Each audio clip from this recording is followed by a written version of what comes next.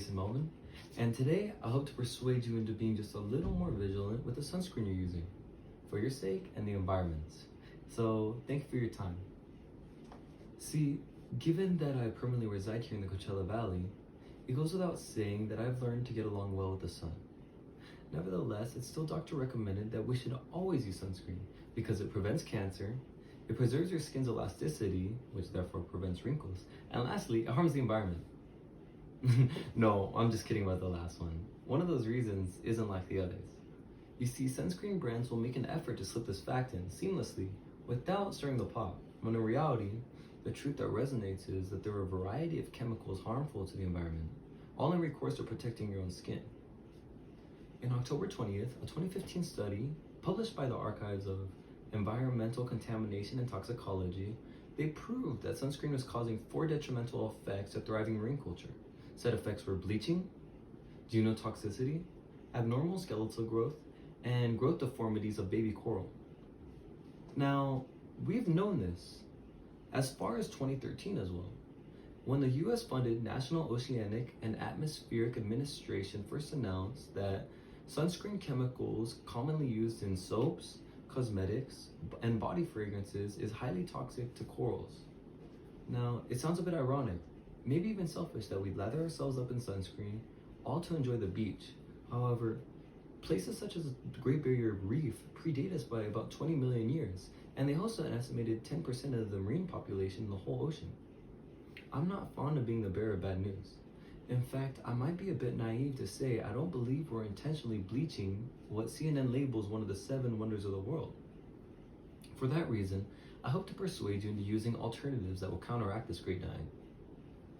Making a change may be as easy as being aware of what sunscreens you're using, but there still is a lot to make up for. That's why I'm going to break down, in particular, what is harming the ocean and how to prevent it without taking the fun out of the beach.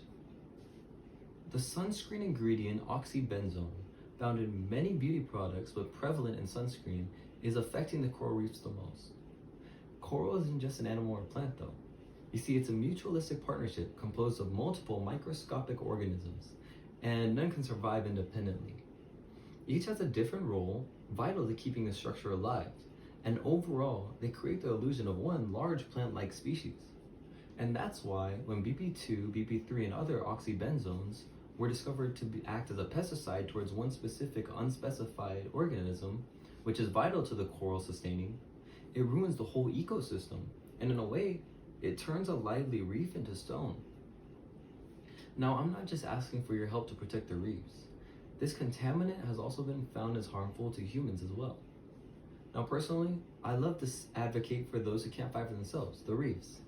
But it's never been a them or us argument. You see, the same chemical, oxybenzone, BP2 or 3, that protects us from UV rays, it seems to absorb in our skin a little too well.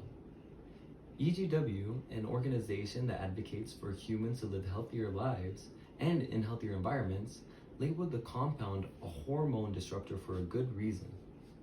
You see, the skin seems to absorb it so well that women should beware. A paper published in the Reproductive Toxicology have noted that too much application of the compound can negatively affect the developing girl. That means, for those who are pregnant, they may need to absorb the products with traces of this. Researchers found that high exposure to BP2 has created leaks to Hirschberg's disease, and when contracted specifically from sunscreen, there's enough room for the compound to cross into the mother's blood. Therefore, it'll be absorbed in the fetus.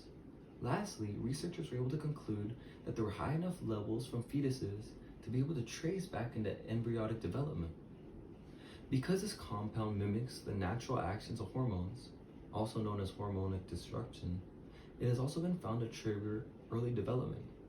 In oxybenzone's instance, it will mimic estrogen and cause premature puberty, which creates a variety of genetic conditions, abnormal brain structures, and thyroid disorders. As if this wasn't bad enough for us to hear, issues in men persist. Scientists from the University of Copenhagen and Copenhagen University Hospital tested 13 of 29 sunscreen blockers on live sperm cells and found that it disrupted their patterns while binding to an egg. By the same account, It was found to disrupt male progesterone as well. Now, this may lead to infertility as well as inducing false calcium signals, a way for them to lose their targets to the egg. Now, it's never been my strong suit being the bearer of bad news, as I said, but fortunately for us, it isn't my intent to ruin your beach days, but to simply enlighten and persuade you. Now, there are plentiful alternatives to oxybenzone that will protect you and your environment. And as much as I previously preached evil to it, simply staying away from chemical sunscreen would be the best start to initiate change. Organic sunscreen would provide the same effect, all the while protecting you and your surroundings because it doesn't have BP2 or BPT.